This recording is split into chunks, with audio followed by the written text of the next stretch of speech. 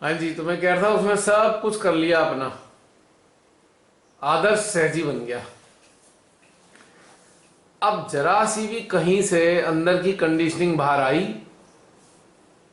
तो फट से पके हुए आम की तरह नींद धरती पे।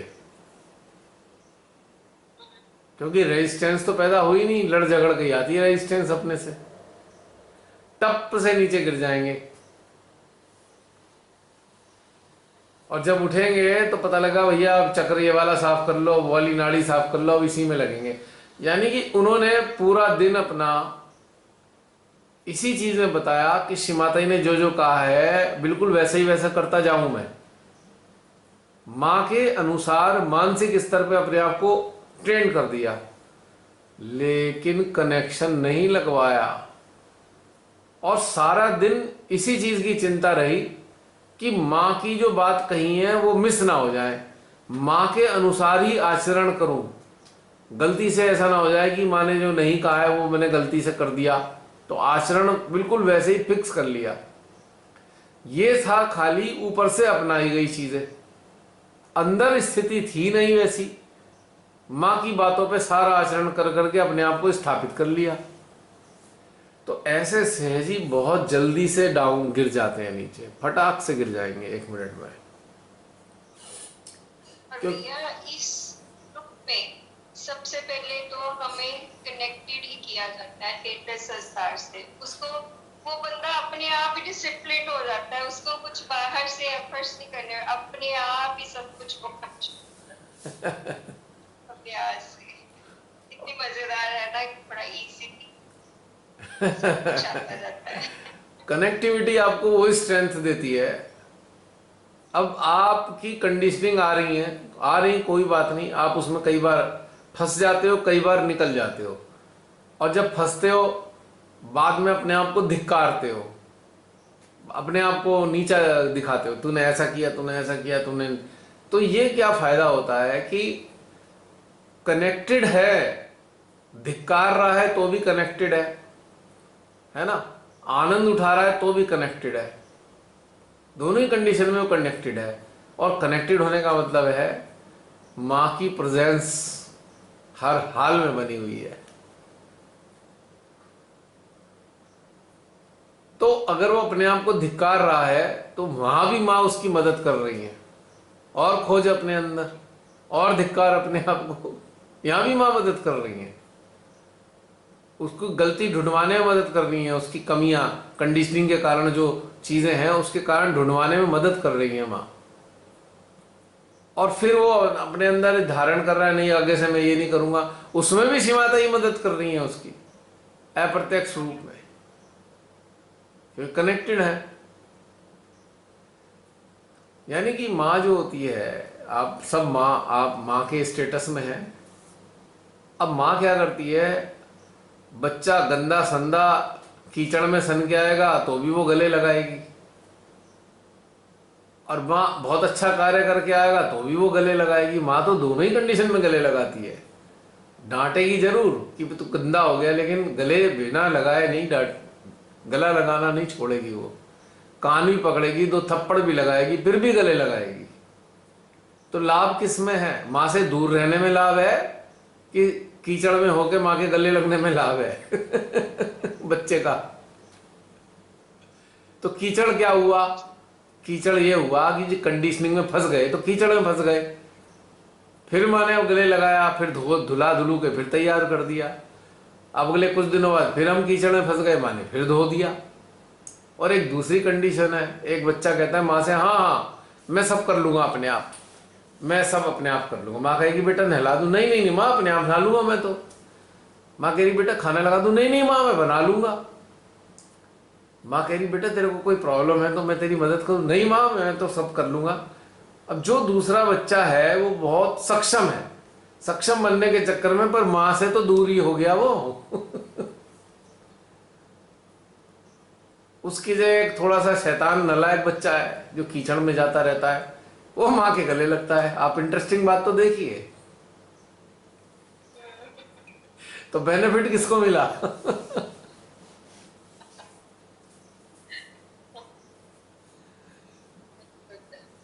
है?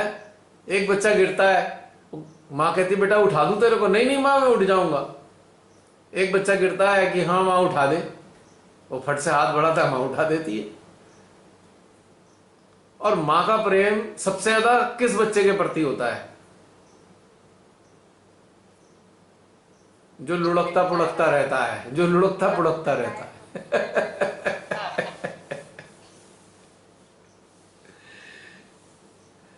तो इसकी कहानी थोड़ी उल्टी है। अंदर से झगड़ा करने वाले लोग तरक्की करते हैं, और जो बस फर्स्ट क्लास आदर्श हैं वो गिरने की पूरी संभावना होती है उनकी। और जब वो गिरते हैं तो बहुत ही नीचे गिर जाते हैं, उठ नहीं पाते। आपके सामने बहुत सारे उदाहरण हैं जो आदर्श, सो कॉल्ड आदर्श सहजी बने, तो उनका हुआ क्या आपके सामने है। और मेरे सामने तो ऐसे बहुत सारे लोग हैं जिन्होंने आचरण लेक्चर के हिसाब से बना लिया अपना आचरण, दिनचर्या, और जब उनके अंदर से कोई चीज आई बाहर तो ऐसे उसमें लिप्त हुए कि अभी तक बाहर नहीं निकल पाए। इससे तो लड़ने झगड़ने वाला बढ़िया है, कभी लिप्त होता है, झगड़ झगड़ा के फिर डिटैच हो जाता है, कभी अटैच हो जाता है, फिर डिटैच हो जाता है, झगड़ा कर करके। तो प्रोग्रेस तो झगड़ा करने वाला कर रहा है ना आगे। अधिकतर मैंने आदर्श सहजियों को, तथाकथित आदर्श सहजियों को बहुत बुरी तरह लिप्त अवस्था में ही देखा है। वो पूरी तरह अटैच होते हैं, क्योंकि पहले वो अपने बनाए नियमों से अटैच हो गए, अपने आप को प्रेजेंटेबल बना दिया सबके सामने, ऐसा शानदार प्रेजेंटेबल, और अंदर की कोई चीज बाहर आ गई तो अब उसमें अटैच हो गए, बाहर ही छूट ही नहीं पाते, वो छूट ही नहीं पाते वो, हैं। अभी तक लिप्त है वो। अभी तक इतना छूटता ही नहीं है।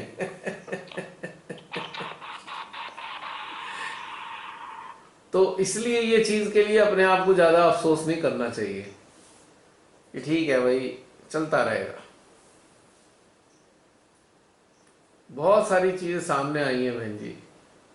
सबसे अच्छी चीज यही लगती है कि अपना आंतरिक संघर्ष बनाए रखो और अपनी यात्रा जारी रखो कनेक्शन के साथ में, सर्वोत्तम।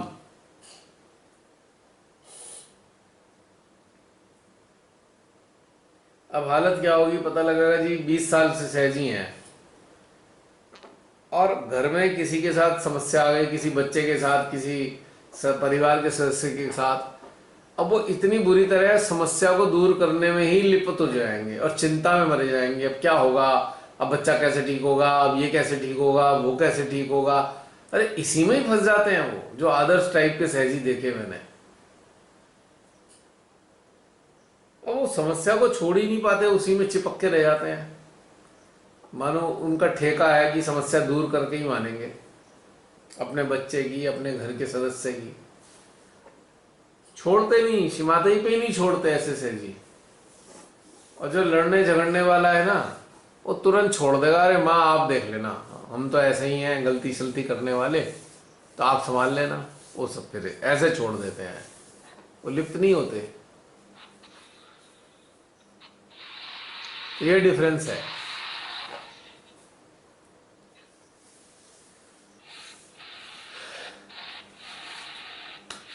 हाँ जी, कोई और कुछ अपने उद्गार प्रकट करना चाहे?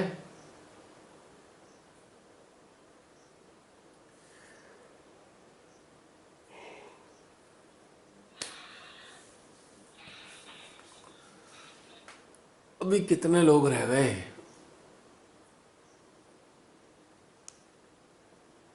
24।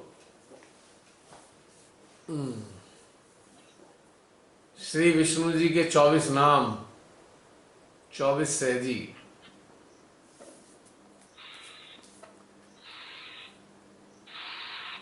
कोई बताइए, कोई और कहना चाहें? अगर नहीं है कुछ कहने को तो फिर समाप्त कर देते हैं। बोलिए बोलिए।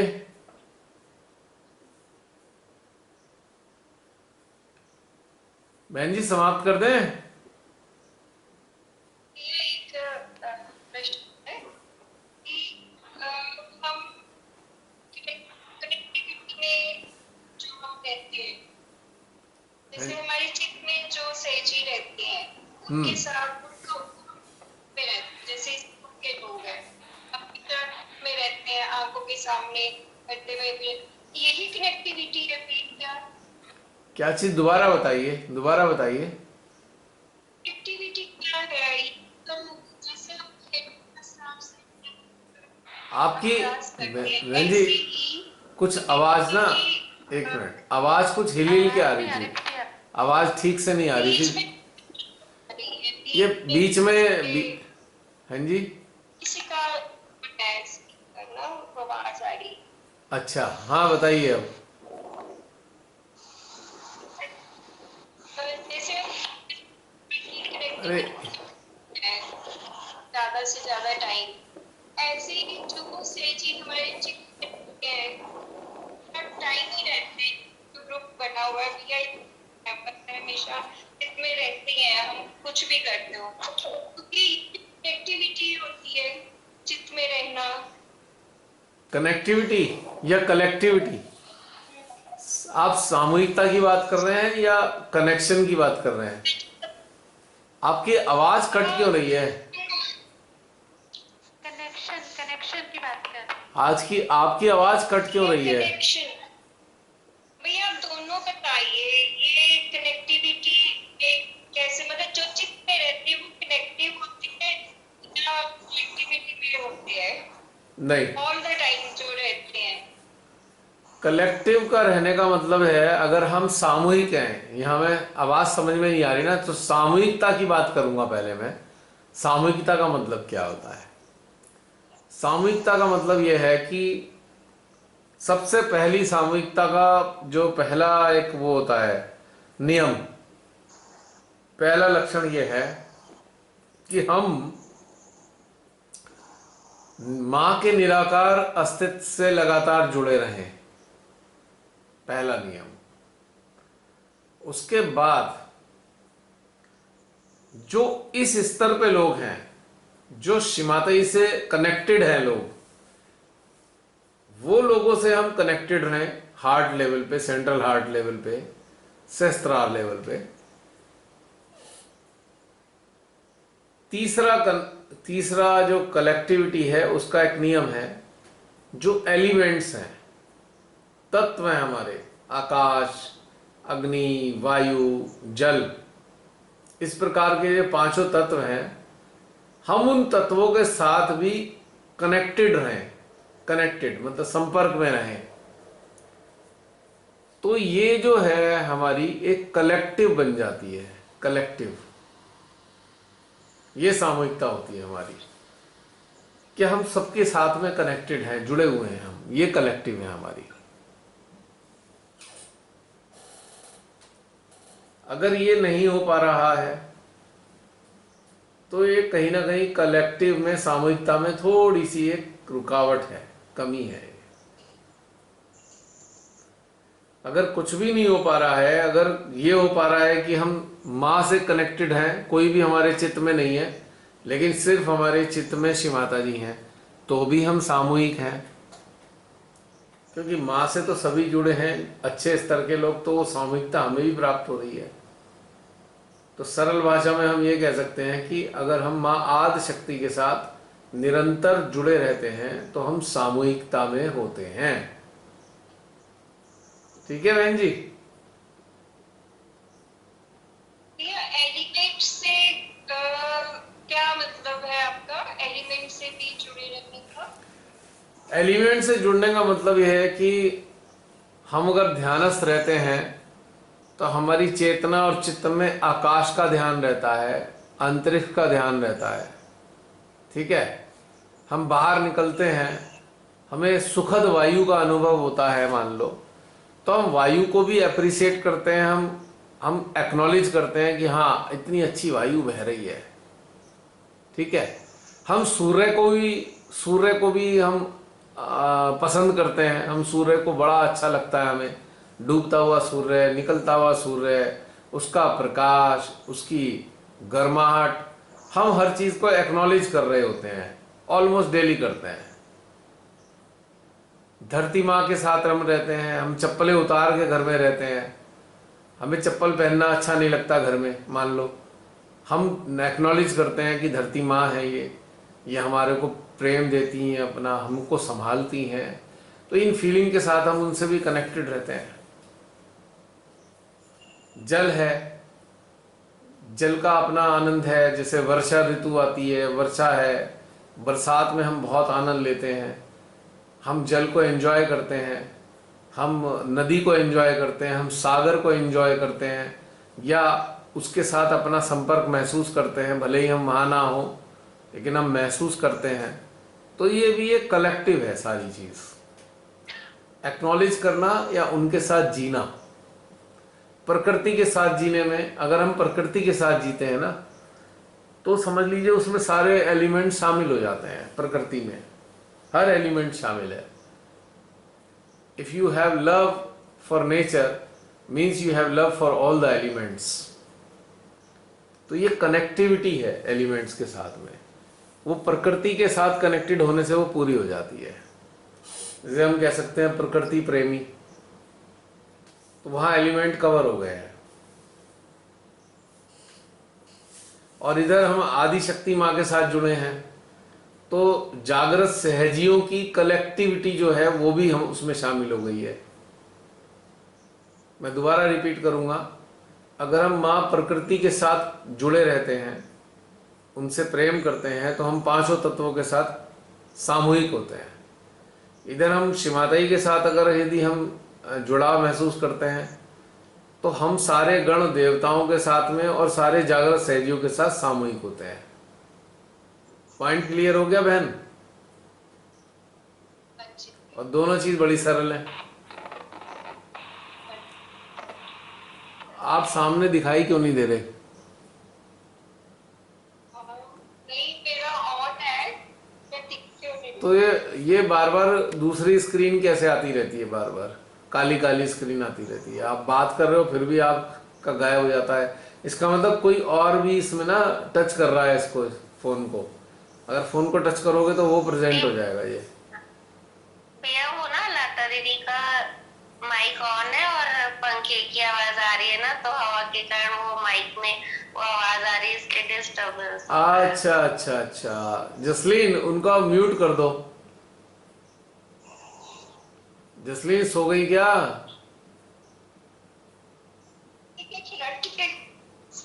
खर्राटे की आवाज आ रही है किसी की? तो इसीलिए तो मुझे लगता है लता बहन सो गई है, उनका माइक ऑन है। उनका उनका माइक म्यूट कर दो, खर्राटे की आवाज आ रही है।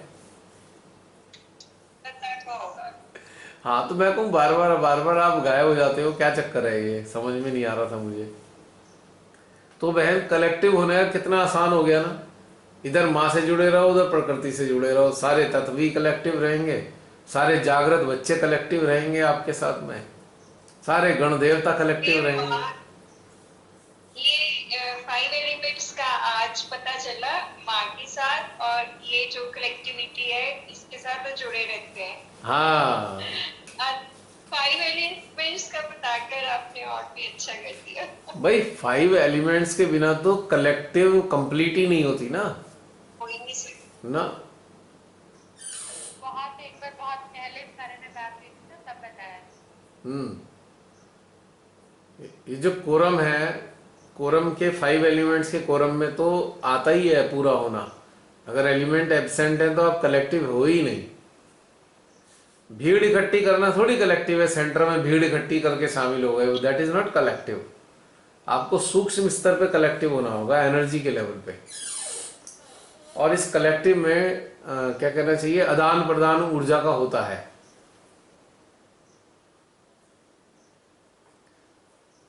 तो ये चीज है। और असली चीज तो ये है बहन, अगर हम किसी उसकी बात करें, किसी सहजी की, हमारे हृदय में जो सहजी बने रहते हैं हृदय में, तब भी हम उसे कलेक्टिव ही कहते हैं। हृदय में बने रहने चाहिए, माइंड में नहीं, हृदय में, हार्ट में। अगर कोई आपके हार्ट में मौजूद है सहजी, तो भी सामूहिकता है ये।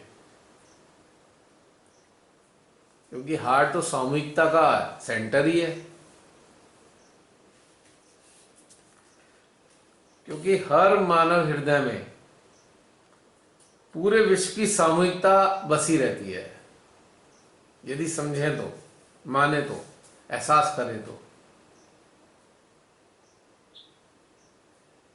इसलिए अपना महसूस कर सकते हैं कि हमारे अंदर क्या चलता है, हमारे हृदय में कौन कौन बसे हैं, किस प्रकार के लोग बसे हुए हैं हमारे हृदय में। तो ये कलेक्टिव है।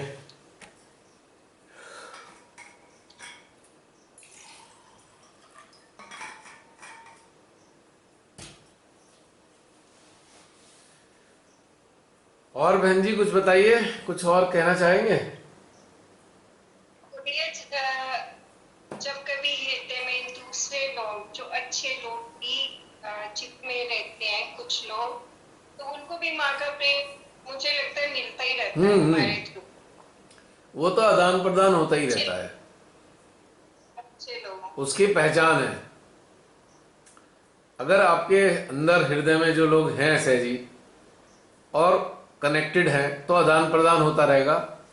आपको महसूस होता होगा अक्सर कि अचानक से सहस्त्रार हृदय में ऊर्जा बढ़ गई बिना मेडिटेशन में बैठे,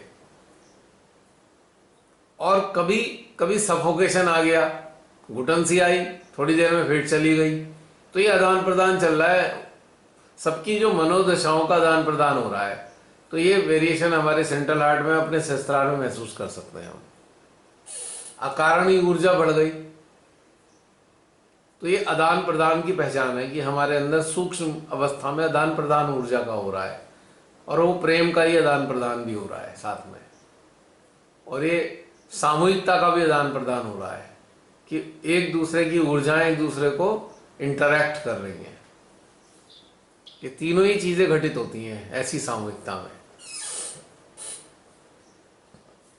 अब बहुत से ऐसे सहजी भविष्य वाले जो आने वाले समय में ये वीडियो देखेंगे, कहेंगे ये क्या बात हुई, शिमाते ने तो कहा था सेंटर जाना चाहिए, सामूहिकता अटेंड करनी चाहिए।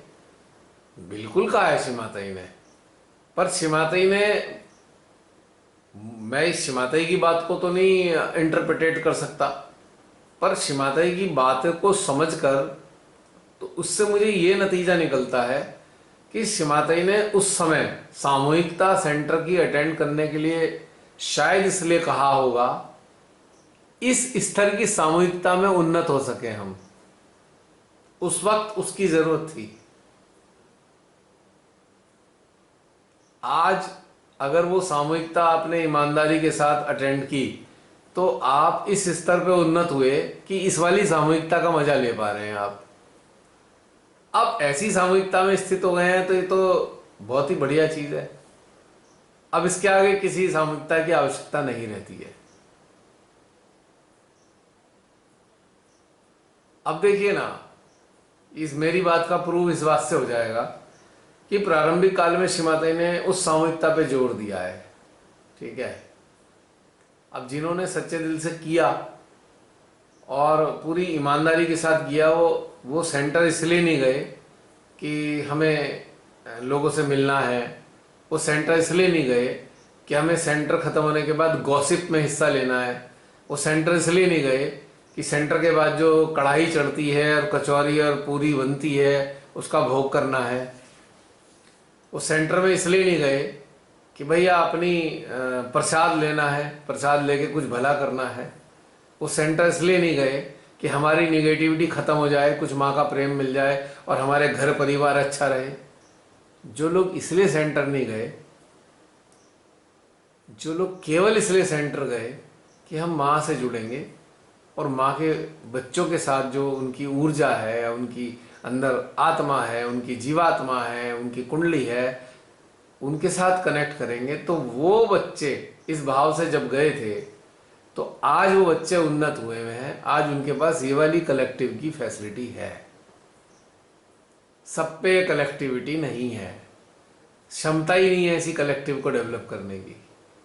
उनके इंस्ट्रूमेंट इस स्तर पे उन्नति नहीं हो पाए। लेकिन जो सच्चे भाव से सेंटर गए थे वही आज इस कलेक्टिव का आनंद उठा पाते हैं। उनके पास वो क्षमता विकसित हुई है और जरा देखिए कि 2 साल से क्या हुआ, सब सेंटर वेंटर बंद हो गए। अब जिन्होंने ऐसी डेवलप नहीं करी थी उनकी कितनी दुर्गति हुई है, कितने छटपटाए हैं वो, कितने परेशान रहे हैं वो लोग। मुझे पता है इतने सहजी बहुत दुखी रहे हैं।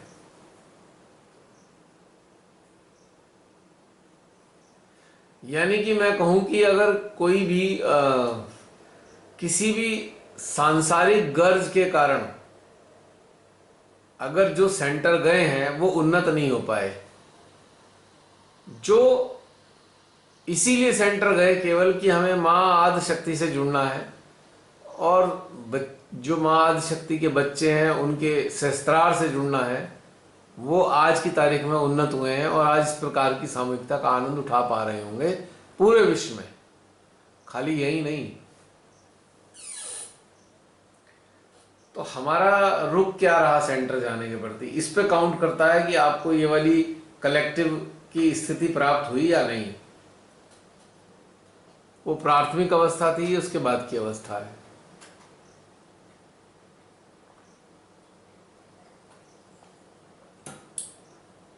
और एक थर्ड नंबर पे एक ग्रेड और है, एक सामूहिकता का बहुत अच्छे स्तर का ग्रेड है, जो सहजी स्वयं से जुड़ गए, उनका ग्रेड सबसे ऊपर है। वो सर्वोत्तम सामूहिकता से जुड़े हुए हैं। ये सामूहिकता सर्वोत्तम है, इसमें ऑटोमेटिकली सारी चीज इंक्लूड हो जाती हैं, आपको अलग अलग कुछ करना ही नहीं पड़ता। Those who are connected with themselves, they are in real collective actually. ये तीसरी अवस्था है।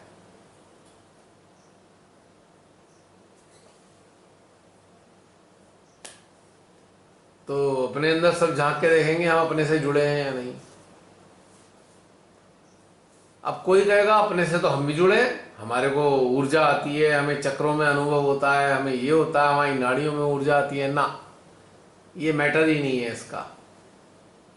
ये ऊर्जा आने के लक्षण का मतलब बिल्कुल भी ये नहीं है कि आप अपने से जुड़ गए हैं। अपने से केवल वो ही जुड़े हैं जो पूर्णतया कंडीशनिंग लेस हैं, जो खालिस हैं, जो खालसा हैं, वही कलेक्टिव हैं। खालसा, खालिस, कोई कंडीशनिंग नहीं है उनके पास, खालिस है एकदम, वही सच्ची कलेक्टिव में है। The purest form of collective is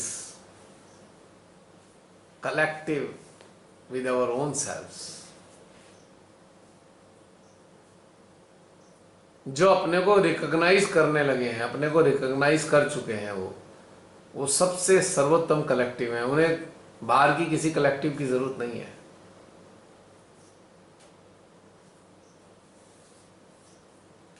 Khalsa, सही मायने में खालसा है जो, वो है वास्तविक रूप में कलेक्टिव, सही मायने में। क्यों? जो खालिस हैं उनके साथ पूरे ब्रह्मांड की सूक्ष्म चेतनाएं जुड़ने को आतुर रहती हैं, जुड़ी ही रहती हैं अपने आप। वो खालसाओं का इंतजार करती हैं, कोई खालिस बने तो हम इसके साथ रहना शुरू करें। देवी देवता तो है ही, वो उच्च दर्जे की सूक्ष्म चेतनाएं जो पूरे ब्रह्मांड में विचरण करती हैं, संतों की चेतनाएं, ऋषि मुनियों की चेतनाएं, त्यागियों की चेतनाएं, साधक साधिकाओं की चेतनाएं, सदगुरुओं की चेतनाएं, ऐसे खालिस लोगों का वेट करती हैं कि कोई खालिस हो तो हम इनके साथ रहना शुरू करें। और अपने आप को वो धन्य समझते हैं कि हाँ, हम ऐसे खालिस के साथ जुड़े हुए हैं, खालसा के साथ जुड़े हुए हैं। और बिना उसकी इच्छा के, उसकी कोई डिमांड भी नहीं है कोई मेरे से जुड़े ना जुड़े, उसकी बिना इच्छा के अपने हाथ जुड़ते हैं। तो वो है असली कलेक्टिव स्टेट। हार्ट बहुत ही सुंदर रिस्पॉन्ड कर रहा है। अब ये सुनते सुनते हार्ट बहुत अच्छे से रिस्पॉन्ड कर रहा है। उसे कुछ अच्छा सा लग रहा होगा अंदर बैठे वाले देवी देवताओं को। तो सर्वोत्तम कलेक्टिव है उस व्यक्ति की जो स्वयं से जुड़ा हुआ है, स्वयं से कनेक्टेड है, कंडीशनिंग लेस है, कोई कंडीशनिंग नहीं है, कोई दिखावा नहीं है, कोई किसी प्रकार की ग्रज नहीं है किसी के साथ में, कोई कंपटीशन नहीं है, कोई समझ लीजिए किसी प्रकार की इल फीलिंग नहीं है किसी के लिए। वो खालिस है ना, कुछ है ही नहीं, खाली। तो वो कलेक्टिव में है, असली कलेक्टिव तो उसी की है, बाकी तो अभ्यास में है कलेक्टिव के। यानी कि पहले की दो स्टेट्स हैं वो इस स्थिति में आने का पहले चरण है ये, उस स्थिति के, खालसा वाली स्थिति के। ये तो बेस्ट है।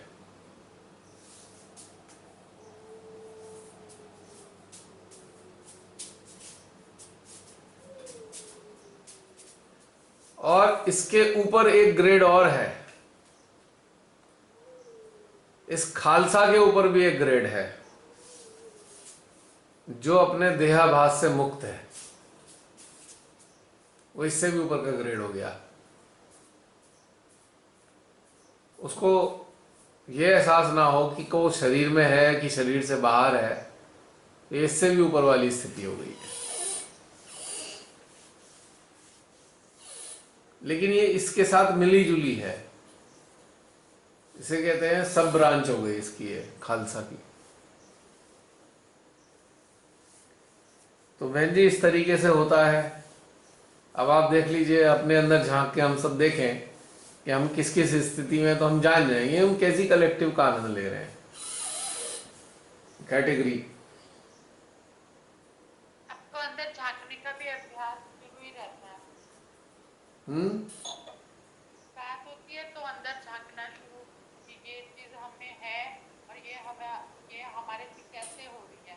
हाँ, छोटी छोटी जो चीजें डेली उसमें हो रही है वही अंदर, मतलब जैसे बाहर रहते हैं अपनी झट से जैसे अंदर जाना, कि उस चीज को फील करते हैं कि हाँ ये हमें कमी है या ये हमें अच्छी चीज है। तो वो वाला भी ध्यान के साथ साथ ये वाला अभ्यास भी हो ही रहा है।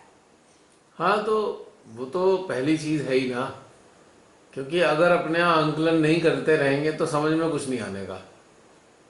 अपने आंकलन से हमें एक हौसला मिलता है, कॉन्फिडेंस भी आता है, और हमको लगता है कि हम कहीं ना कहीं हम प्रोग्रेस भी कर रहे हैं। झांकना तो बहुत आवश्यक है अपने अंदर। ये देहाभास वाली स्थिति अभी आई नहीं है, वो कैसे आएगी? कौन सी? देहाभास। देहाभास से मुक्त होना, देहाभास से परे, समटाइम्स देहाभास से परे रहने की स्थिति। देखिए बहन, इसके लिए बहुत सरल चीज है, वो इतनी सरल है कि इससे सरल कुछ नहीं हो सकता। जिस साधक साधिका के हृदय में पर कल्याण की भावना तीव्र है, कल्याण बाहरी रूप में नहीं, एक्सटर्नल लेवल पे नहीं, चेतना के और सूक्ष्म स्तर पे पर कल्याण। जैसे कि चारों तरफ आज स्थिति है, हम देख रहे हैं अरे यार ये लोग तो काल कवलित हो जाएंगे, चलो इनके लिए कुछ काम करते हैं। तो जिसकी चित्त और चेतना निरंतर इसी चीज में जुड़ी रहती है कि भाई पल पर कल्याण के लिए सक्रिय है, जो वो देहाभास से मुक्त है।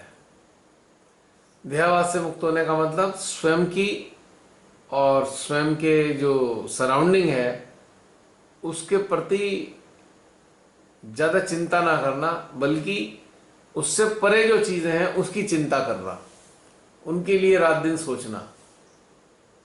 जैसे आज की स्थिति में आप सोचें, अरे इतनी दुर्दशा हो रखी है ना, और ये जो मजदूर तबके के लोग कैसे जिएंगे, तो भूखे मर जाएंगे। ये छोटे छोटे व्यापारी हैं, ये बर्बादी हो जाएंगे। अगर ये आप चिंता भी करते हैं और उसके बाद अपनी ऊर्जा से इनको पोषित भी करते हैं, तो आप इस कैटेगरी में धीरे धीरे आ जाएंगे देहाभास से मुक्त, क्योंकि आपको अपनी परवाह रह नहीं गई। देहाभास से संबंध होता है अपनी परवाह करना, अपनी चिंता करना। एक तरीके से अपनी चिंता तो है नहीं, अपनी परवाह भी कोई नहीं है, तो ये उस वाली स्थिति में पहुंच जाते हैं। यही इसका तरीका है उस स्थिति को प्राप्त करने का। देहाभास का ये मतलब नहीं है, देहाभास से मुक्ति का मतलब ये नहीं है कि आपको हाथ में चोट लग गई है तो आप हाथ का केयर नहीं कर रहे। आपकी प्राथमिकता क्या है? प्राथमिकता संसार का कल्याण है या अपना कल्याण है, ये वाली चीज है। इसका मीनिंग स्पष्ट नहीं था पहले ना। आज ध्यान में, ध्यान की गहनता में जब हम जाते हैं तो देहाभास से मुक्ति का मतलब होता है अपने अस्तित्व का अनुभव ना होना। लेकिन जब हम डे टू डे लाइफ की बात करते हैं कि देहाभास से ये आदमी देहाभास से मुक्त है, तो इसका मतलब ये होता है कि उसकी जो चेतना और चित्त है वो पर कल्याण में ही डूबा हुआ है, उसे अपनी परवाह नहीं है, अपने लिए अपनी चीजों की प्राथमिकता नहीं देता है वो। तो यहाँ पे हम देहाभास से मुक्त होने की अवस्था, इस स्थिति को हम ले आते हैं इस चीज में, ये उसमें शामिल है देहाभास से मुक्ति वाली अवस्था में, कि अपने लिए प्राथमिकता नहीं है पर कल्याण के लिए प्राथमिकता है। और वो अपनी चेतना से, अपने चित्त के कार्य से, कुछ भी कह लीजिए, ध्यान से, अब उनके लिए कल्याण के लिए निरंतर कार्य करता है और सुबह शाम तक चिंता भी करता है कि कैसे ठीक होगा, हमारे भारत के लोग कैसी बुरी स्थिति में आ गए हैं, ये उन्नत कैसे होंगे, उसके लिए चलो हम अटेंशन डालते हैं, माँ से प्रार्थना करते हैं, ये वाली कहानी। यानी कि आपकी सुबह आंख खुली और रात तक आप अपने लिए चिंतित कभी नहीं रहे, आप अन्यों के लिए चिंतित रहे। अपने परिवार से अलग जो लोग हैं, नजदीक मिलने वालों से जो अलग हैं, आम जन साधारण लोग हैं, उनकी चिंता करते हैं आप, उनकी केयर करते हैं आप, उनके लेवल को उठाने के लिए आप अटेंशन वर्क भी करते हैं। तो ये कैटेगरी देहाभास से मुक्त होने वालों की है। बहन,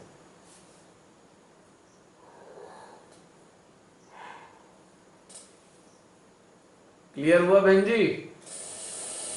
जी भैया। सरल हो गया? बिल्कुल। लॉजिकल लग रहा है? लॉजिकल लग रही है ये बात देहाभास से मुक्त वाली? अब हमारे बहुत इजी भी है। जितने भी हमारे संत और सदगुरु रहे, ऋषि रहे, वो सब देहाभास से मुक्त थे। अब जैसे सिखों के कई सारे गुरु रहे जिन्होंने शहीद हुए, वो भी देहाभास से मुक्त थे, क्योंकि उन्होंने अपनी चिंता नहीं करी। कोई गर्दन कटवाई किसी ने गरम तवे पर बैठना स्वीकार किया, किसी ने दीवार में चिनवा लिया अपने आप को, लेकिन ये सब कार्य किया उन्होंने आम जनता की फायदे के लिए। ये सब लोग देहाभास से मुक्त थे। अभी जो लोग प्रोटेस्ट कर रहे हैं मास्क अगेंस्ट वैक्सीन के हम उन्हें एक तरीके से संत मान सकते हैं, लेकिन वो कनेक्टेड नहीं है, अभी रियलाइज नहीं हुए हैं, लेकिन संत वाला भाव है उनके अंदर, और वो इस अवस्था में फटाक से आ जाएंगे, कनेक्शन मिलते ही आ जाएंगे अगर उनके अंदर रुचि हुई। क्योंकि वो सब लोग सड़क पे बैठे हैं या अपना आंदोलन करते हैं पर कल्याण के लिए, उनमें अपना उनका व्यक्तिगत हित नहीं है, उच्च दर्जे की चेतनाएं हैं ये लोग। इसे हम कह सकते हैं देहाभास से मुक्त। शहीद भगत सिंह, चंद्रशेखर आजाद, अशफाक उल्ला खान, मंगल पांडे, गांधी जी, जिन्होंने इस तरीके से कार्य किए, सुभाष चंद्र बोस, ये सारे ऊंचे दर्जे के लोग देहाभास से मुक्त थे। ये उसी कैटेगरी में आते हैं। ये तो अमर लोग हैं ना, अमृत प्राया हुआ है इन्होंने। इनसे ज्यादा जागृत कौन होगा? जिन्होंने अपने आप को सूली पे चढ़ा दिया। दधीची थे, उन्होंने राक्षसों से युद्ध करने के लिए अपनी हड्डियां इंद्र को दे दी, इससे वज्र बना के उनसे लड़ाई लड़। देहाभास से मुक्त है ना, देह के रहने ना रहने का उन्हें परवाह नहीं है। और चेतना का स्तर ये है कि उनकी चेतना का स्तर ये हो जाता है कि उनकी चेतना को ये एहसास ही नहीं रहता कि उनकी चेतना देह में है, देह से बाहर है। तब उनकी चेतना लिमिटेड दायरे में नहीं रहती। अब जैसे मान लीजिए आप हैं, आपको दुख लगा, अरे भाई ये क्या कर रहे हैं, लोगों को गुलाम बना रहे हैं, और इसी दुख के अंदर आप प्रार्थना भी कर रहे हैं माँ से और चित्त भी डाल रहे हैं, ऊर्जा को भी प्रवाहित कर रहे हैं, और सुबह से लेकर रात तक ऐसे लोगों की चिंता भी कर रहे हैं, उनके वेलफेयर की चिंता कर रहे हैं, तो आप भी देहावास से मुक्त रहेंगे, क्योंकि आप अपने लिए तो कुछ सोच नहीं रहे।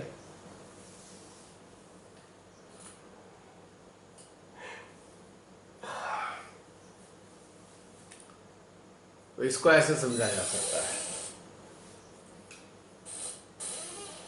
या आपको नींद आ रही है, अब चलते हैं। नहीं, मेरी नींद की बात नहीं, मेरे को तो हमेशा ही नींद आती है, मैं तो सारा ध्यान नींद में ही चलता है मेरा तो।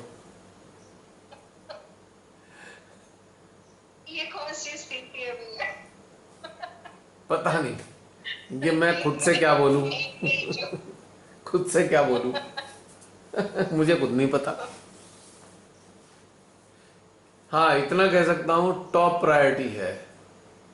अगर एक भी साधक साधिका की कोई क्वेरी है तो आई एम अवेलेबल हियर इस समय। तो क्वेरी फिर वो अच्छे स्तर की होनी चाहिए, ये नहीं कि मेरे बच्चे की बीमार हो गया है, अब मैं उसका क्या करूं, बच्चा बीमार है, ये बीमार है, ये वाली मेरे को क्वेरी समझ नहीं आती। जो पारिवारिक सदस्यों की इतनी चिंता करे तो इसका मतलब अभी वो माँ से जुड़ा ही नहीं है, माँ पे विश्वास ही नहीं है, और उसकी प्राथमिकता यही है कि भाई ये बच्चा ठीक हो जाए, ये ठीक हो जाए, वो ठीक हो जाए। तो अभी सहज में परिपक्वता नहीं आई है। अभी परिपक्वता आने के बाद ये सब चीजें छूट जाती हैं। स्वास्थ्य ठीक नहीं है जी, स्वास्थ्य ठीक करना है, ठीक है, स्वास्थ्य ठीक रखना है, कर्तव्य है, पर ये स्वास्थ्य का भूत हमारे सर पे ही चढ़ा रहे, हम ठीक नहीं, तो ये पागलपना है एकदम। वो साधना से फिर कोई मतलब नहीं रह जाता इस चीज का, और साधकों की श्रेणी में वो रहता नहीं है इंसान ऐसा। बीमार होने पे आप साधना से जुड़े हैं, आप बहुत बीमार हो गए, कोई बात नहीं, हमारी प्रायोरिटी श्री माता जी से जुड़ाव है, बीमार हालत में भी जुड़ाव है, कोई बात नहीं। अब हमें यही चिंता सताए जाए हम अपना स्वास्थ्य कैसे ठीक रखें, क्या खा लें, क्या पी लें, ये ठीक हो जाए, तो यहाँ से हम नीचे आ चुके हैं, हम उसमें हैं ही नहीं, उस धारा में। और कलेक्टिव तो बिल्कुल नहीं हो सकते, हम तो कट गए, क्योंकि अपनी ही चिंता में आ गए तो हम तो आइसोलेट हो गए, कट गए हम उससे। जो मेन स्ट्रीम ऑफ एनर्जी है डिवाइन, वो तो कट चुके हैं हम उससे।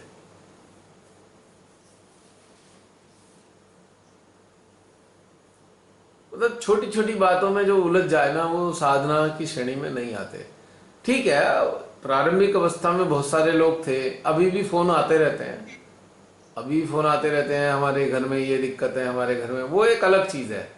पर मैं बात कर रहा हूं जो पिछले 7 साल से इस सेशन में, इस टाइप के सेशन से जुड़े हुए हैं, ईविल सेंटर से जुड़े हुए हैं।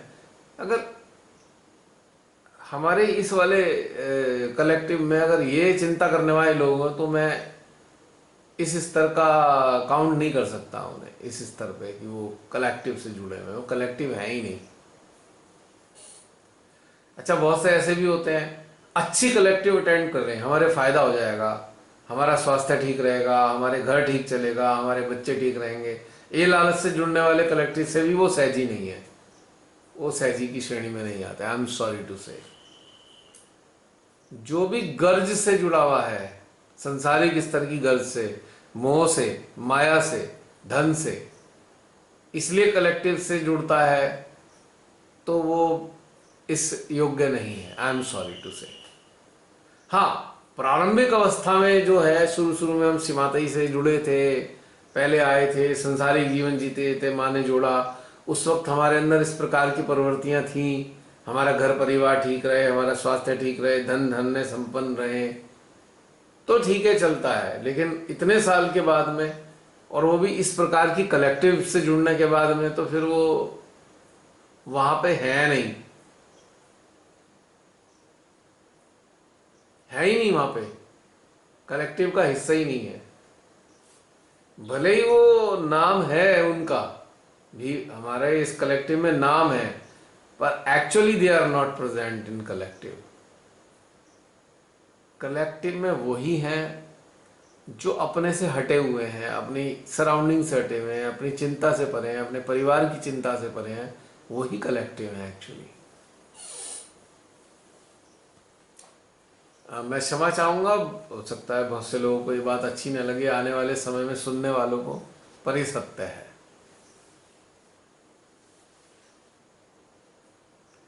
परिवार के सदस्यों के प्रति, देखभाल के प्रति हमारा कर्तव्य होता है कि प्रेम से जिन जीवात्माओं को पारिवारिक सदस्यों के रूप में परमेश्वर ने हमें दिया है, हम उनका ख्याल करें।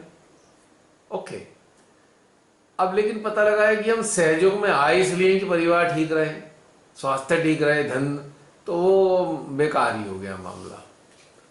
या हम सोचे ध्यान में हमें ऐसा कुछ मिल जाए जिससे हमारा परिवार के सदस्य ठीक हो जाए, तो कुछ बात बनती नहीं है बहन। ध्यान न केवल ऐसे लोगों के लिए है इस प्रकार का जो लोग परमात्मा से प्रेम करते हैं और उनकी रचना से, पूरी रचना से प्रेम करते हैं। कोई कहेगा भाई घर वाले भी तो उसी रचना का हिस्सा है। हाँ बिल्कुल है, पर आपका दायरा केवल घर वालों तक सीमित है, आप बाकी लोगों की चिंता नहीं कर रहे हैं, तो आप उस कैटेगरी में नहीं आ सकते कलेक्टिव की। हम इस एंगल से तो कह सकते हैं कि परमात्मा की रचना में घर के परिवार के सदस्य शामिल हैं, लेकिन ऐसा समझकर अपने को समझाने के लिए हम कहें कि भाई हम अपने परिवार की चिंता करते हैं तो हम भी तो परमात्मा की रचना की चिंता कर रहे हैं, नहीं, क्योंकि आपका दायरा केवल अपने परिवार की चिंता में है, आपकी प्राथमिकता केवल यही है, पर कल्याण, संसार का कल्याण नहीं है, तो आप इस वाली कलेक्टिव में शामिल होने की स्थिति में नहीं है। इस चीज को अंडरस्टैंड करना है। और सहज में आने का जो पर्पस था हमारा, वो यही था, परमात्मा से एकाकारिता हो, और एकाकारिता होने के बाद पर कल्याण के कार्य में हम जुटे रहें। पर हम तो अज्ञानता में और अपने लालच में इसलिए आ गए कि हमारा स्वास्थ्य ठीक रहे, हमारे घर में पैसे की कमी ना रहे, हैं, हमारे परिवार के सारे सदस्य स्वस्थ रहें, तो फिर हम ध्यान से जुड़े नहीं हैं।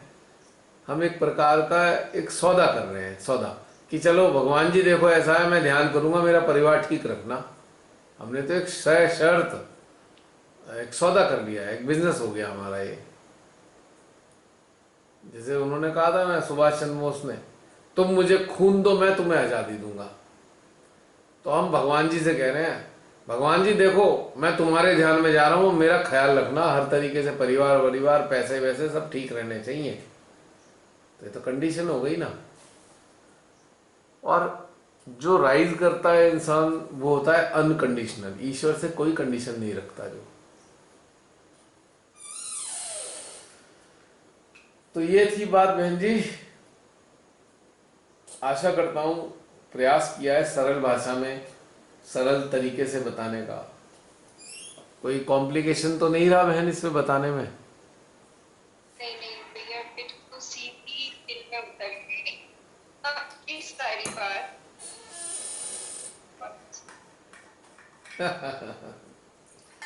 अब इसी से जुड़ी है मुक्ति। मुक्त कौन है? मुक्त वही है जो पर कल्याण की चिंता करते हैं, वही मुक्त है। मोक्ष मिला हुआ है उन्हें। अपनी चिंता, अपनी पारिवारिक चिंताओं से परे हैं, पर कल्याण के कार्यों में लगे रहते हैं, तो मुक्त है वास्तव में।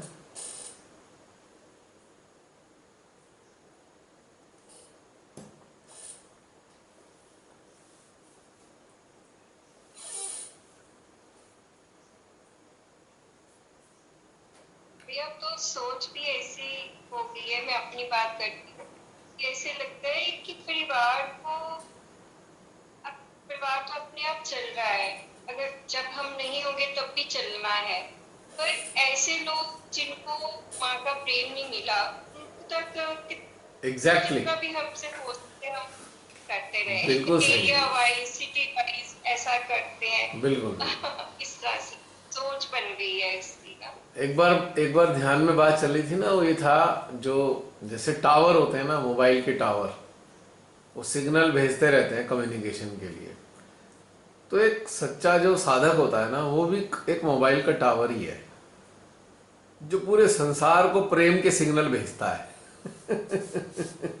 पूरे संसार के जो लोग हैं, उनके हृदय में जो जीवात्मा है, आत्मा है, कुंडलनी है, देवी देवता रहते हैं, उन सबको प्रेम के सिग्नल भेजता रहता है। शिमादई के प्रेम के सिग्नल, शिमादई के नेटवर्क में जो ये सिस्टम है, ये तो टावर ही है बिल्कुल एक तरीके से वो सहजी।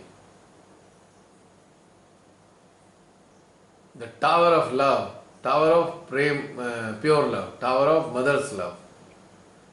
वो माँ के प्रेम के ही सिग्नल भेजेगा सारे सिस्टम को, उनके हृदयों को, सबको। तो सही मायने में सहजी है।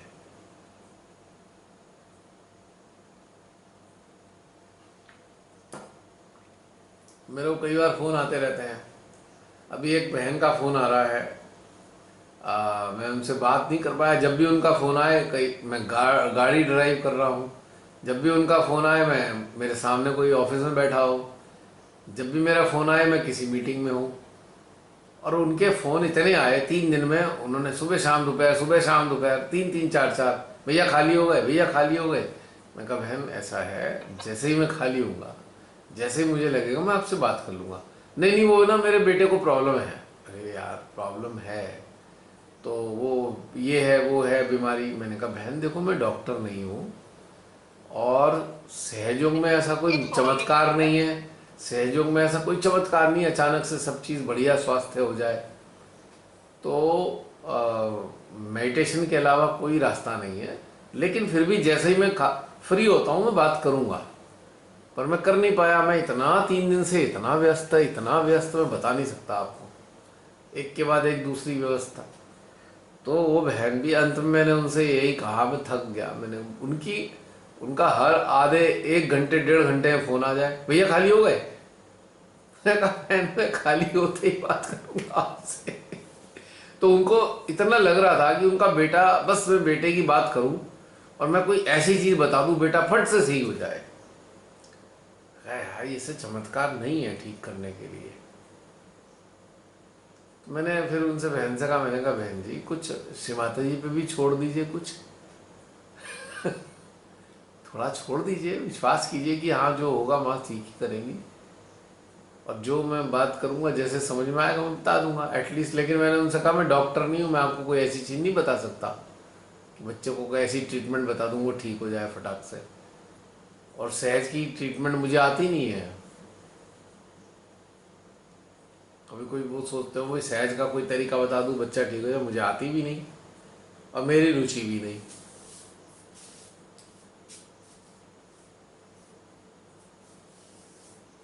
सीधी बात है। तो इस तरीके से भी सहजी, अगर इस तरीके से हम सहज में आए हैं, और वो भी बता रहे थे 20-25 साल पुराने सहजी हैं इनकी मैं बात बता रहा हूँ, तो फायदा क्या हुआ, क्या पाया हमने? 25 साल बाद भी हमें यही चिंता है हमारे घर में सब चीज़ ठीक हो जाए। भाई चलो, we do not rely on God, भगवान पे विश्वास ही नहीं करते। और एक छोटी सी बात सोचनी चाहिए, छोटी सी बात सोचनी चाहिए जरा सी। वो क्या छोटी सी बात है कि परिवार के रूप में जो चेतनाएं हमारे घर में आई हैं, उन सबको भगवान ने भेजा है, हमने नहीं बुलाया है, हम नहीं लेके आए उन्हें। अब जब भगवान ने उन्हें भेजा है तो कुछ ध्यान तो भगवान ही रखेंगे ना, कुछ उन पे भी छोड़ देना चाहिए। पर हम चूंकि इतने मोह में ग्रसित हो जाते हैं कि हमें ये समझ आना बंद हो जाता है कि ईश्वर ही करते हैं कुछ ना कुछ, हम तो अपना कर्तव्य निभा देते हैं खाली। ये सोचना नहीं आता, कई बार लोगों को समझ नहीं आता।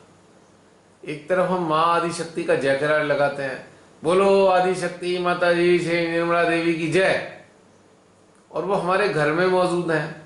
अब भी हम चिंता में मरे जा रहे हैं, अब क्या होगा। अब ये विरोधाभासी बात हो गई कि आदिशक्ति हैं भी और नहीं भी हमारे पास में। आदिशक्ति माँ है तो फिर छोड़ दो ना उन पे भी बहुत सारी चीजें। ये भी बड़ा हास्यास्पद लगता है मेरे को कि भाई चिंता भी करे जा रहे हैं, माँ पे भी कुछ नहीं छोड़ रहे, और अपने आप से ठीक कर लेना चाहते हैं हर चीज। कैसे होगी?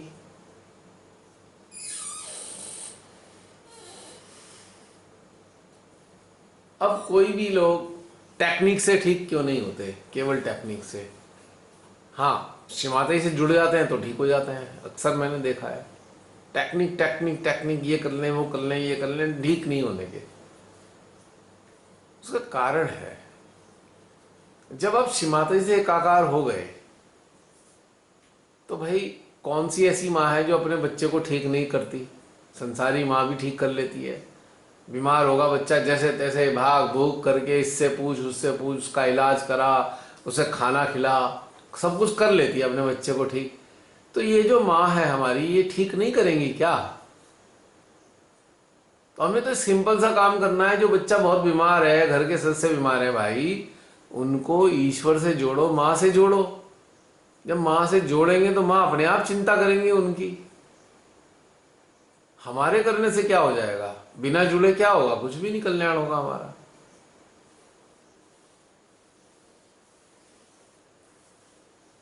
अब हम चिंता में परेशान है, यहाँ पूछ वहां पूछ, इससे पूछ उससे पूछ, सब क्या फायदा?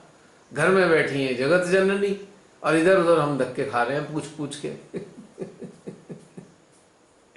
हाँ, उत्थान के लिए कोई पूछे, उत्थान के लिए साधना का अनुभव है किसी को, तो बता देगा भाई उत्थान वाला कि ठीक है भाई, तुम ऐसे ऐसे कनेक्ट करो। जब कनेक्ट हो जाएगा तो अपने आप व्यवस्था बन जाएगी। लेकिन हमारी तो रुचि इस चीज में है, कोई कोई ऐसी ट्रिक बता दो फट से अभी ठीक हो जाए सब चीज। ऐसे कितने ही सहजी ऐसी बातें करते हैं। मैंने पिछली बार भी आपको कई बार बातें बताई। कोई कहते हैं जी हमारे पैसे फंसे हुए निकल जाएंगे क्या सहयोग में आने से? किसी ने कहा है जी सहज में सब ठीक हो जाता है। ऐसी ऐसी बातें आती है, हंसी आती है बहुत ज्यादा।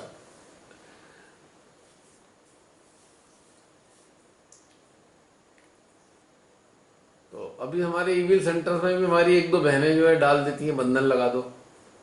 7 साल से ईविल हंटर्स में समझ ही नहीं आया कि बंधन लगाने का क्या फायदा है, इसमें ग्रुप में डालने का। बंधे ही हैं ऑलरेडी सीमाताई से, कलेक्टिव से, तो ये भी कहने की क्या जरूरत है बंधन लगा दो।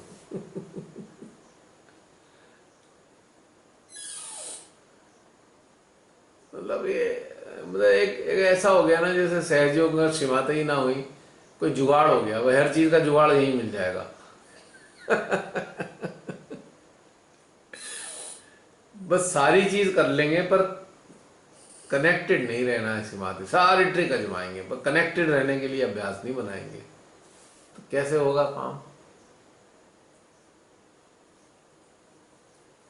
तो मैं ड्रॉबैक है भैया। सपोज बंधन लगाने के बाद भी उस बंदे के साथ कुछ बुरा हो जाता है, तो जो लोग सेज में नहीं है वो लोग फिर ताने भी देते हैं कि देखो तुम्हें बहुत विश्वास था, अब कहाँ गए आपके शिवाद जी। ये एक ड्रॉबैक है, लोगों को समझना चाहिए कि क्यों ऐसा। बहन जी, मेरा तो ये है उसूल, मैं तो जितने भी लोगों से जुड़ता भी हूँ ना, तो अपनी समस्याएं डिस्कस करते हैं।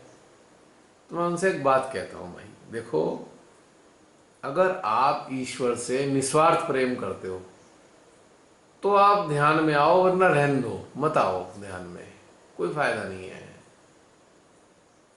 क्योंकि ये अस्पताल नहीं है और ये चैरिटेबल संस्था नहीं है जो आपको धन दे देगी, आपका धन खाने पीने के लिए दे देगी। ये तो एक निखारने वाला प्रोसेस है, ये तो लॉन्ड्री है, वॉशिंग मशीन है ये। धुलना चाहते हो तो आ जाओ, वरना रहने दो।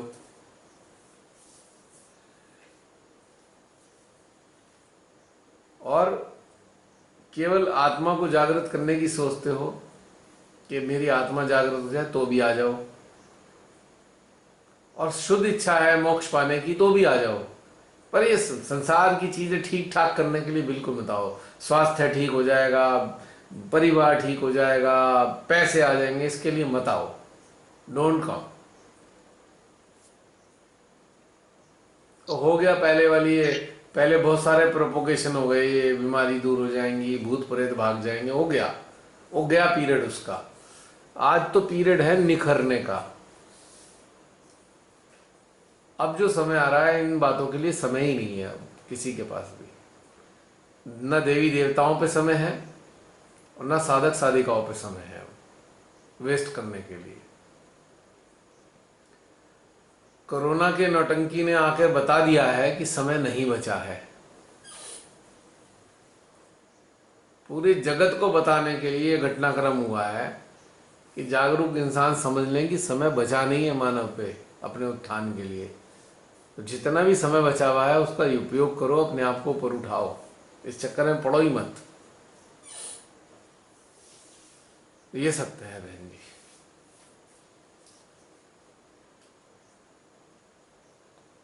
इसके अलावा सब मिथ्या है, कुछ नहीं है, सब भ्रम है।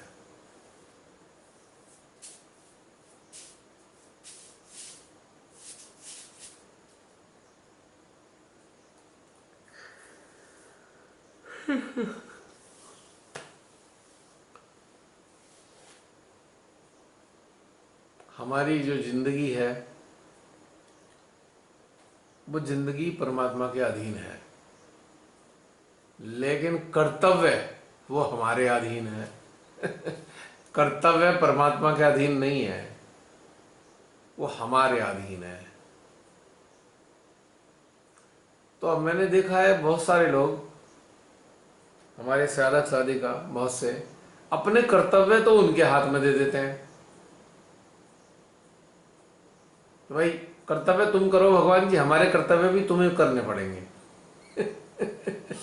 तो कैसे बात बनेगी?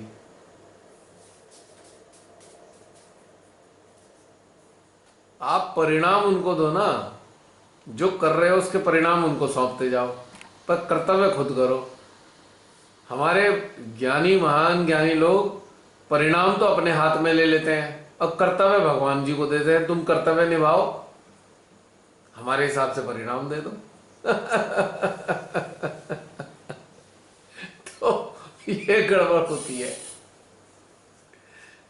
अब हमारे सही जी कहेंगे, जुगाड़ वाले जिसे कहते हैं ना, वो ज्ञानी वाले, ऐसा कर लो ये हो जाएगा।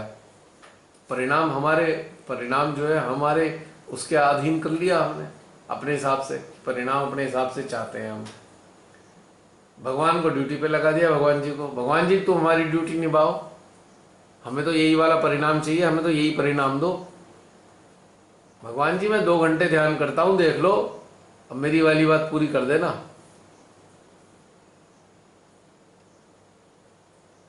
तो सृष्टि के मालिक को अपने कर्तव्यों से विमुख होकर अपने कर्तव्य उन्हें सौंप दी कि तुम हमारे कर्तव्य पूरे कर दो। क्या उल्टा पलटा सिस्टम चल रहा है।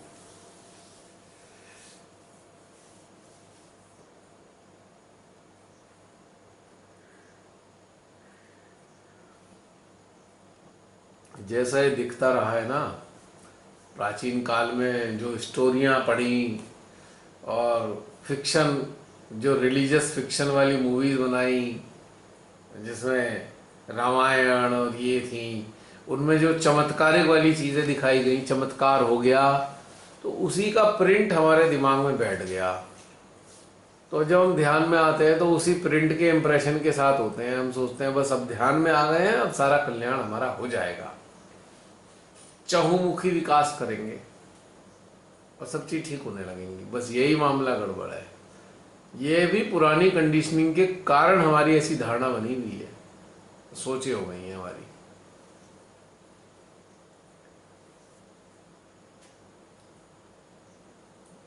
जब कोई ऐसे कहता है ना मेरे से कि इसमें जो है श्रीमाता जी जुड़ के तो फायदा हो जाएगा हमें और ये हो जाएगा, मैं कहा भैया ऐसा है, देखो यहाँ तो कुछ होगा नहीं, आप एक काम करो, वो पीर बाबा वाले उस पर चले जाओ, मन्नतें पूरी कर देते हैं पीर बाबा। आपकी मन्नत है ना कि आपका ये मिल जाए वो मिल जाए, तो भैया माँ तो नहीं करेंगी, पीर बाबा कर देंगे, मैं उनसे खुद ही कह दूँ। या वैष्णो माँ के दर्शन पे चले जाओ, वहाँ मांग लेना कुछ, या वो जल चढ़ाई आओ भाई, वहाँ से मांग लेना, जल चढ़ा के कुछ भोलेनाथ जी से। कुछ समझ नहीं आ रहा, हनुमान जी से ही मांगाओ मंगलवार वाले दिन। मैं तो फिर ऐसे कह देता हूँ, इसमें कोई फायदा नहीं, इसमें कुछ मिलेगा नहीं जी, बल्कि आप परेशानी में आ जाओगे। बोले कैसे? मैं कहा जितना पिछला करके आए हो ना वो सब उगड़ जाएगा, इसमें संभाल नहीं पाओगे, रहने दो।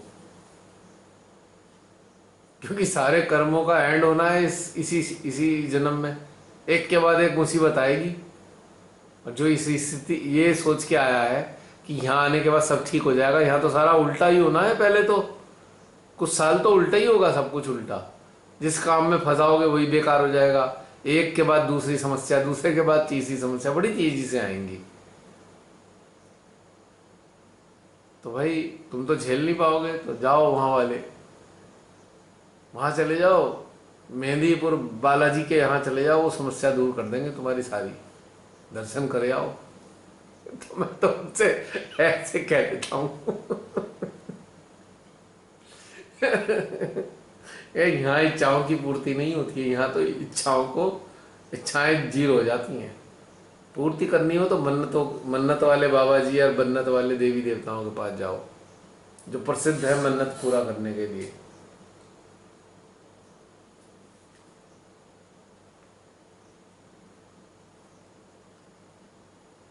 क्योंकि यहाँ तो श्री माता के चरणों में तो हम पाने नहीं आए, गंवाने आए हैं। यहाँ उनके श्री माता के चरणों में हम संसारिकता को गंवाते हैं और जो दिव्यता है उसको पाते हैं। तो दिव्यता की पाने की कीमत है संसारिकता को गंवाना। और जो याचक टाइप के सहजी आते हैं वो माँ के चरणों में संसारिकता को पाने के लिए आते हैं। मुझे बड़ी हंसी आती है, भाई यहाँ क्या मिलने वाला है? संसारिकता की तो कोई चीज मिलने वाली नहीं, बल्कि जो होगी वो भी ले ली जाएगी आपसे क्योंकि आपको मुक्त करना है आपके सारे नाते रिश्तेदारों से जो मोह बंधन है वो तोड़वा देंगे, वो टूट गए, अब आप दुखी हो गए, हाय मेरा तो कोई रहा नहीं अब, है ना। बहुत ज्यादा धन संपत्ति इकट्ठी कर रखी होगी तो कुछ लॉस करा देंगे। जिसके पास बहुत ज्यादा पैसे हैं और उसी में घुसा रहता है और वो शहर में आ गया तो बहुत सारे पैसे का लॉस होगा उसमें, जबरदस्त तरीके से।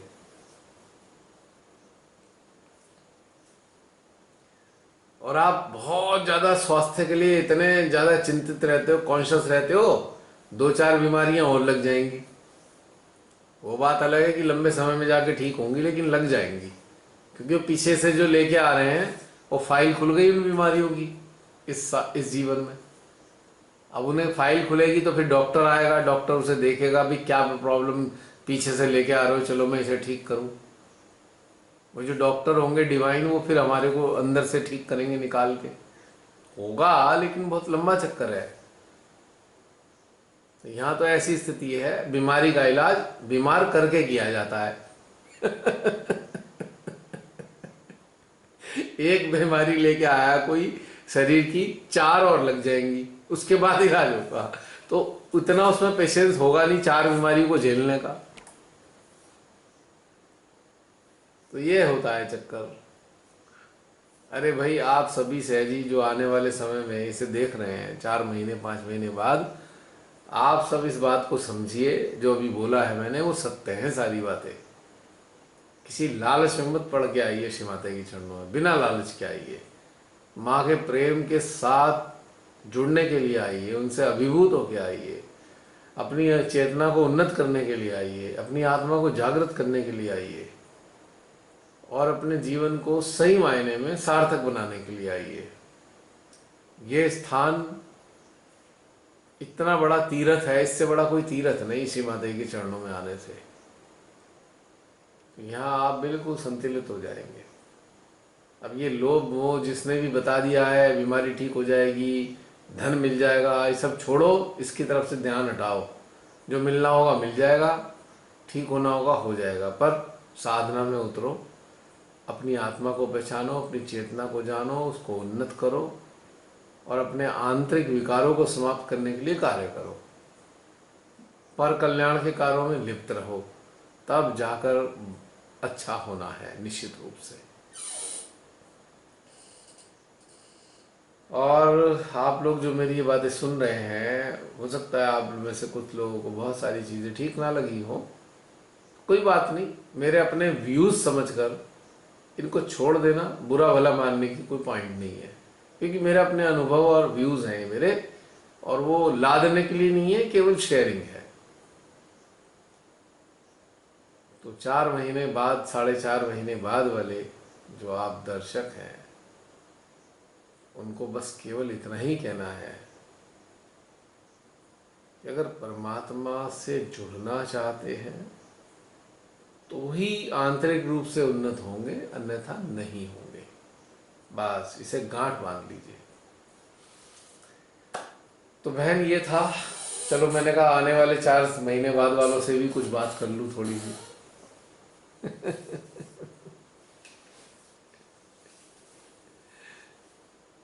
स्विच कर देते हैं ना फ्यूचर वाले।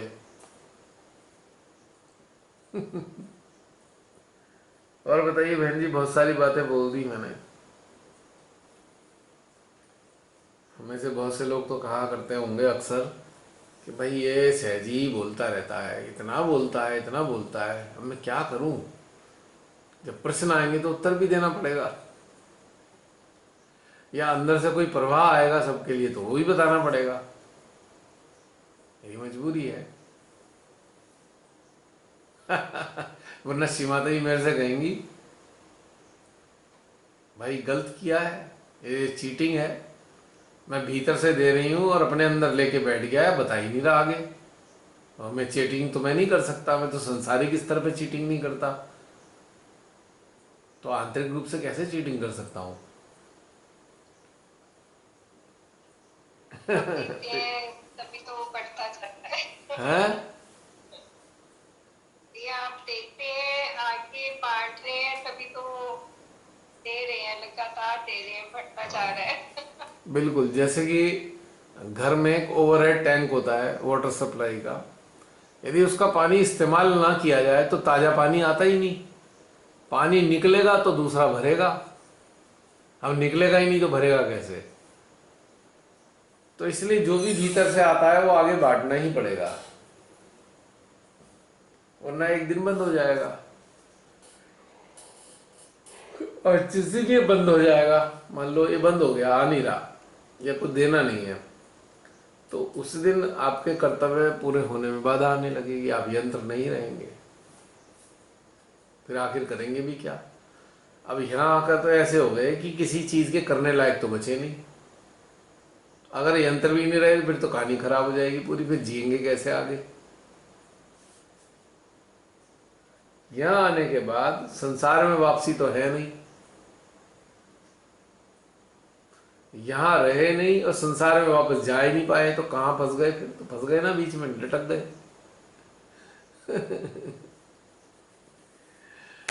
चलिए बहन जी, बहुत सारी बातें हो गई, अगर कुछ शेष नहीं है तो फिर समाप्त करें। ठीक है बहन? बिल्कुल। ओके, अच्छी। जय श्री माता जी सभी को। विश्व माता जी। देखिए अभी भी 12 लोग मौजूद हैं। जीसस के 12 ही फॉलोवर्स थे।